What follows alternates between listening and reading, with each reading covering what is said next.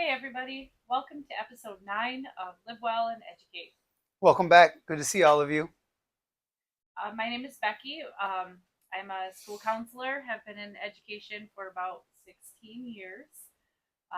We were given some feedback on our previous episodes, and it was great.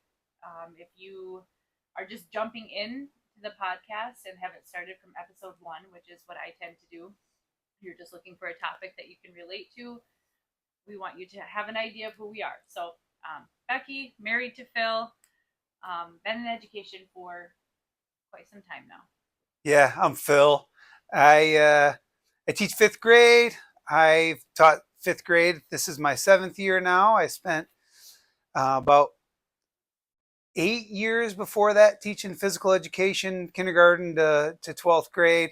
And I coach all sorts of things right now. I help coach varsity baseball, assistant junior varsity football coach. I've coached varsity basketball. I've coached track, coached all sorts of things. So we're just immersed in education, Becky and I are, and we love it. We love it, but we know it's not always easy, and that's why we're here. Um, so we had a really busy weekend this weekend, and last night when we went to bed, you told me that you had a huge case of The Sundays not want to go to school tomorrow. Sunday blues. Yeah, I don't know. I don't really like calling it that, but if you want to call it that, that's fine. I just really didn't want to go back. Um, as we told you in episode 1, I'm in the Army National Guard, so I'll have drill weekends where in this case I had to have Thursday and Friday off so I could get down to where our training was and then travel back on Sunday, and I had no break, no recharge time, and got back Sunday night, and it's like, oh, go back to school on Monday, where I know I had a sub the last 2 days, not knowing what those sub notes are going to look like. So yeah, I was feeling it. However, We woke up this morning to a text that said snow day. Heck yeah, it's pretty sweet. Nothing better than a snow day on a Monday and a Monday after a drill weekend. Bingo. Yeah, it was amazing.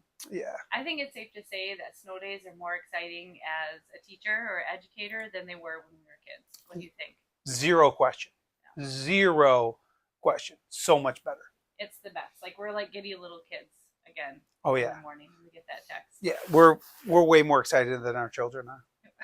Yeah, it's true. For sure. So here we are at the end of our snow day, ready to start our week tomorrow. And we had a question from a listener. And this is a special listener because he was a student of both Phil and mine when we worked downstate. He was. Yeah, I don't know. I don't remember what year he graduated though. I don't know. Grant, you have to get back to us on that. We could probably figure it out. We could figure We it could out. figure it out. Yeah. But this message is from Grant, who is a varsity cross country coach. Yep. And, excuse me. And he reached out to ask how we deal with unmotivated and maybe perhaps lazy students and or athletes. Yeah. Hey, the first thing that I do is I get on my soapbox and I lecture them. And I lecture them and I lecture them and I lecture them. No, I just kidding. But I do that. I will do that from time to time. Quite the lecturer. When it comes to motivation, I've always had a lot of success, like in leadership, whether it be coaching, whether it be teaching fifth grade, physical education, or even in the military, just building relationships with people. And I've come to realize that the better the relationship that I have with my student, with my athlete, with my subordinate in the military, the less likely they are to disappoint me with a lack of effort. So if they know that I'm invested in them with time, effort, and energy, I feel like they're more likely to give back to me with their time, effort, and energy because they don't want to disappoint. Now, it's not a foolproof plan. It doesn't work every time, but it works more often than not. And I like in some days, kids just have off days, and they're not all there. They're not fully there, but by and large, building that relationship, building that trust from the student, it really goes a long ways. Yeah, that's huge. Is The that what you were relationship going to in the say? it's not actually. Oh, So yeah. yeah, you didn't even steal it, but I would add to that the relationship is so important. Um, and I think part of it too, maybe my role as a counselor is trying to figure out why it's so hard for them to do the work, right? To put in the work. And so maybe there are some barriers that we aren't even aware of. It's kind of like I asked the question, can they not do it or will they not do it, right? Like, is it even possible for them to meet the goal you were setting for them? And I guess it depends on the setting you're in, right? Like Grant is a coach, and I think in athletics you can. It's a little bit different, right? He said kids want to be in varsity but don't want to work for it. I think that's a little bit more black and white, right? Like you can't expect to have success unless you're working for it, plain and simple. When you're talking about sports, No, especially when you're in high school. I mean, right? those students or athletes are old enough to realize the cause and effect thing or understand cause and effect. Like, hey, if I do not work hard, I'm not going to be successful. Especially in a sport like Mm-hmm. cross country, where they're like, yeah, you have naturally talented kids, but like somebody that's going to work harder is going to outperform people for the most part, Right, right? right. Yeah. Um, yeah. So high school kids, like they, and this is I was going to add onto this, and it's funny you said that about Grant. Like at some point, sometimes like kids need to freaking figure it out too. Like you can build relationship, but I think it's okay to hold kids' feet to the fire, right? Like in society these days, and I might get on a little lecture here, a little rant, and get off my lawn type of thing. Like, but we have grown extremely soft, and I know that a lot of times in education, it's in fear of repercussion from parents or pushback from parents because parents are soft, because it's easier, right? So parents are easier on their kids because it's easier to parent a child when you don't have any pushback from your child. So then students and kids don't know how to deal with adversity. And that's when it's really hard to push yourself to get better, right? Like if you want to be on varsity or you've never had a B in a class and all of a sudden in high school chemistry you have a B because you haven't studied as much as you need to. And guess what? You've never had to study before. So how do you study? Like those are things that kids need to just figure out sometimes, right? Ask the appropriate questions. So yeah, you can build relationships all day, but sometimes like kids as they're growing up, they need to figure out how to pick themselves up by the bootstraps and go get it and go work hard.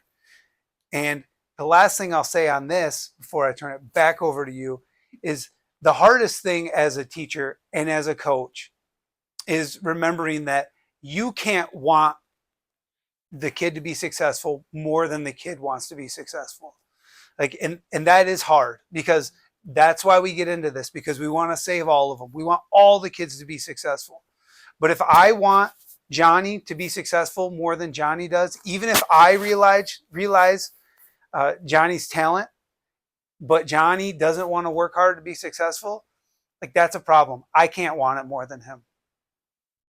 You took the words right out of my mouth. That's exactly what I was going to say. Like at some point, you have to say, I'm done. I've showed you exactly what you need to do to be successful, right? I have told you and laid it out for you what it means and what it looks like to be on varsity, to be a varsity cross country runner, or to get a B in chemistry. I told you exactly what you need to do. Now the ball is in your court, literally, right? Like you have got to take the reins at some point, and the educator can't want it more than the kid. I Right. think that's where the line stops. Right. Now, how does that differ for like a first or second grader? I mean, because I know there are first and second graders that are just unmotivated in the classroom and put their head down and don't do anything. Yeah, absolutely. And I think you have to weed out all the possibilities that it could be, especially in kids that young. And I do have a firm belief, and people may disagree with this, is that kids, especially that young, don't want to fail. They don't want to be unsuccessful. And even kids in middle school and high school, I truly don't think that they enjoy failing. I think that a lot of times they don't know how to be successful. And so, what I really loved about the elementary setting is trying to weed out all of the extra things that could be in the way of a child being motivated or working hard in the classroom. So And like you what? start at the basic needs. I'm like the basic needs queen. Are they sleeping? Are they eating? Are they, taking care of? Are they getting fresh air? Are they moving? Are they safe? And once we weed all those things out and can check those boxes, then we try to figure out the root of the problem. And if it is those basic needs, sometimes in a child that young, sometimes that's what it takes. Oh, you're not eating breakfast in the morning, you're super hungry, you don't have lunch until noon, let's get you some breakfast. Let's get you some healthy snacks. Um, Something we've done this year is we put in a hair salon in our school. And that might seem so simple, but the kids who go to the hair salon and get a good wash once a week, for a lot of kids, that's the only time they get their hair washed, and they leave with a pep in their step, and they're excited, and they have smiles on their faces, and they're ready to learn.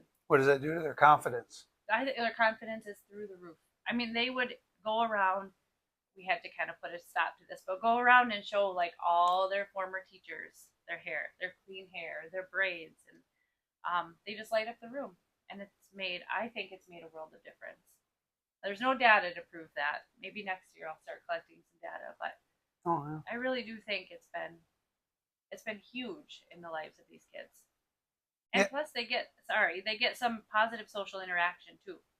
So we have multiple adults in there, multiple students, and we just talk and have good conversation, good company. Yeah, and you're building relationships again. Mm-hmm. They're feeling cared for, Yep. right? Which every, especially young human being, needs and Yes. and like thirsts for Yes. consistently. Yes. Yeah. Yeah. I think that's a huge foundation to all success is the relationships. Going back to what you said. Like, have you seen?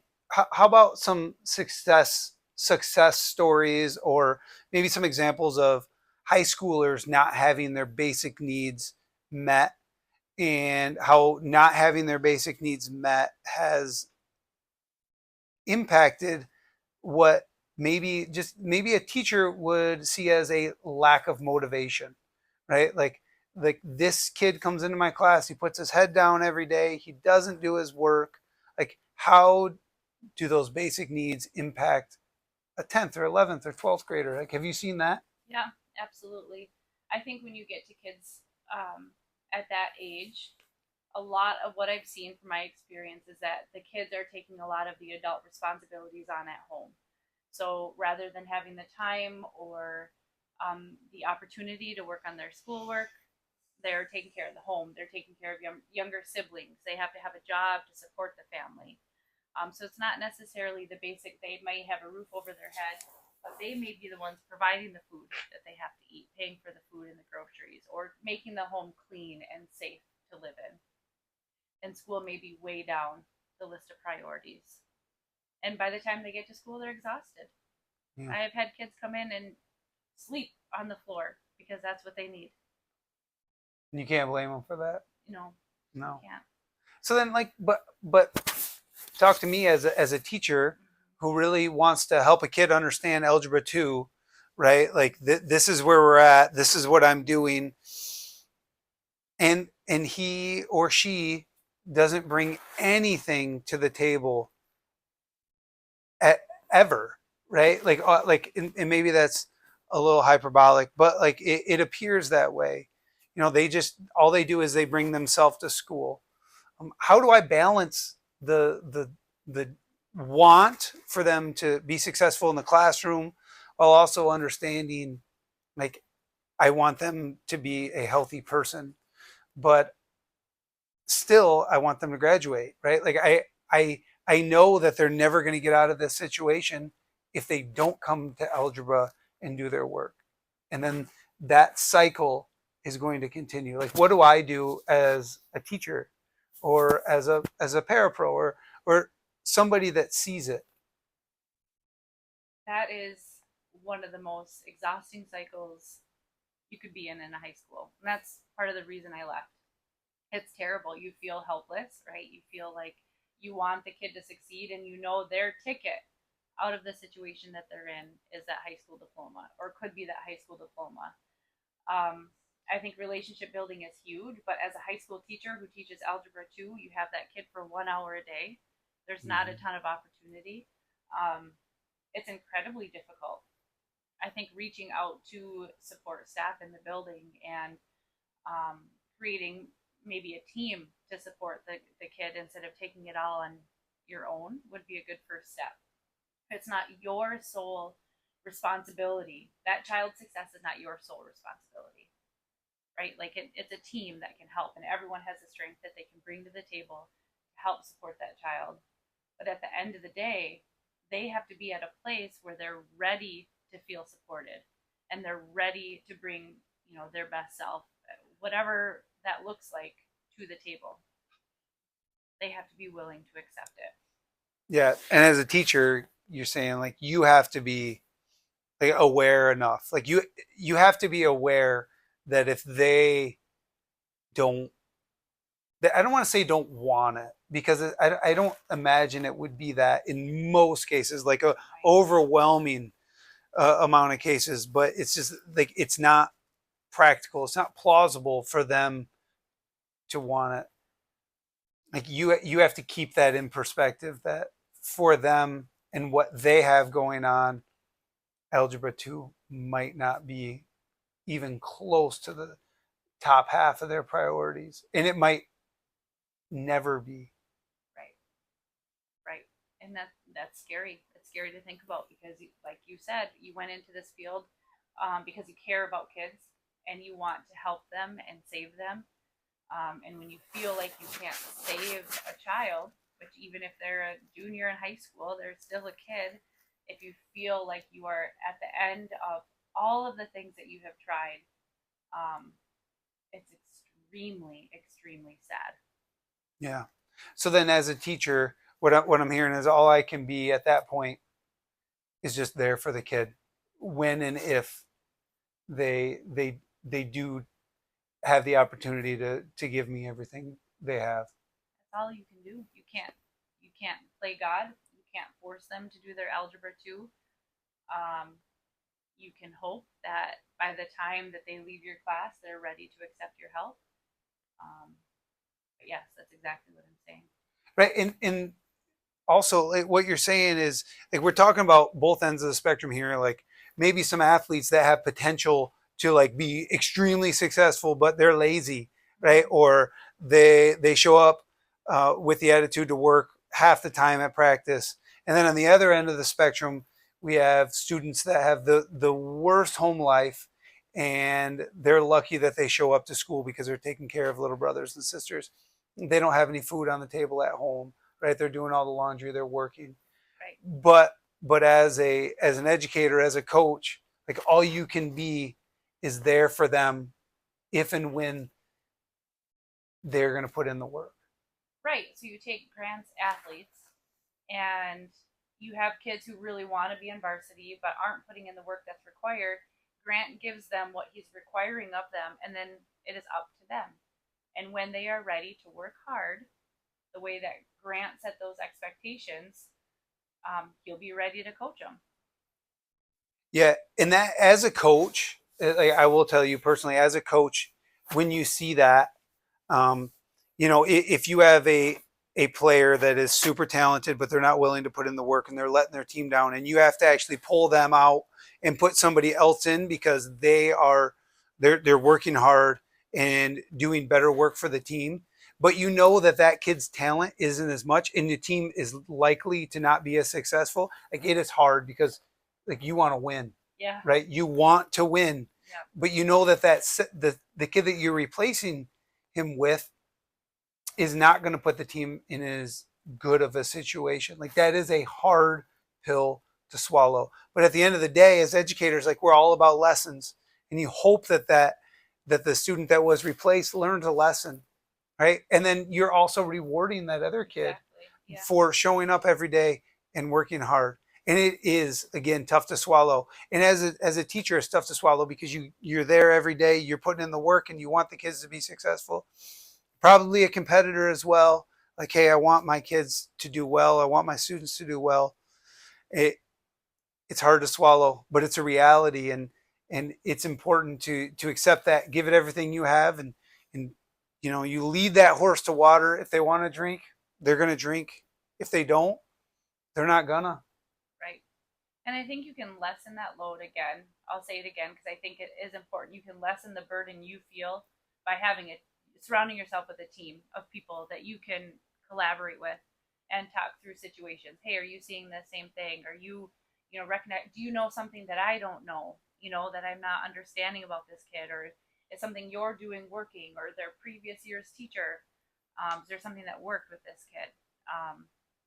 Or the counselor or your coaching staff, so that Mm-hmm. you're not feeling like you're burdening yourself. Like this kid is like relying on you and only you, because that's unreasonable to carry that burden. It is.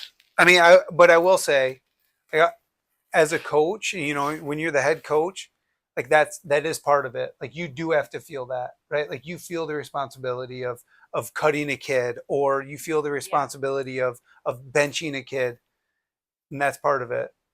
But back to what you're saying, like if you have faith in what you're doing, and if you're doing them for the right reasons, like that should give you like a sense of like, hey, I'm doing this for the right reasons. Like this kid is eventually going to learn a lesson from this someday. It may not be when he's in high school or Yeah. she's in Right. high school, but I hope someday she'll look back on it and be like, yeah, maybe coach was right. Yeah. Right. And maybe for some kid it takes one time and it lights a fire, Right. and they realize what they need to do to turn it around. Yeah. Yeah. It's not easy. It's not easy because you can't do it for them. I think at the end of the day, you cannot do it for them, and that's a really hard pill to swallow. Yeah. That's a great question, Grant. Yeah. Thank you. I think we could have talked about that for a really long time. We probably could have a part two, because it's complicated, and there's a lot of layers to motivation. And It is, and I think motivation in 2025 looks a lot different than it did in 2015 or 2005 or certainly 1995 when there were the world was completely different. What students are dealing with is and was completely different. You have social media, you have cell phones, you have just technology up the wazoo that students are able to communicate with one another. It's changed our society so much, and it's changed education. Um, in some ways for the better, but in many cases, it's changed it and made it more difficult for us. I would agree. I think we just found our new topic for the next episode. Yeah, I agree. How technology has changed education. Changed. Yeah, Mm-hmm. it's a good word. I would say eroded, erode society, eroded people's responsibility. But it definitely has changed it. Yeah, It definitely has absolutely. changed it. Yeah, awesome. Well, don't forget to smash the like button, please. Give us a like if you're on YouTube. Please subscribe and leave us a comment. Helps us grow our channel. And if you are listening on one of the podcast platforms, please rate and review us, and so our name keeps popping up to all the educators out there that are trying to find somebody to connect with, or maybe somebody that understands them. Yeah, absolutely. And keep sending us questions or things you want us to talk about. We love ideas and want to stay relevant. Yeah, and share our podcast with your local mailman, because all the mailmen and women in the world out there are delivering mail to all the educators too. So they'll keep delivering, we'll keep delivering. You just spread the word, local mailman or mail lady. Do it, All right. please, and thanks. Thanks, everybody. You've got this. And we got you. Good night. Bye.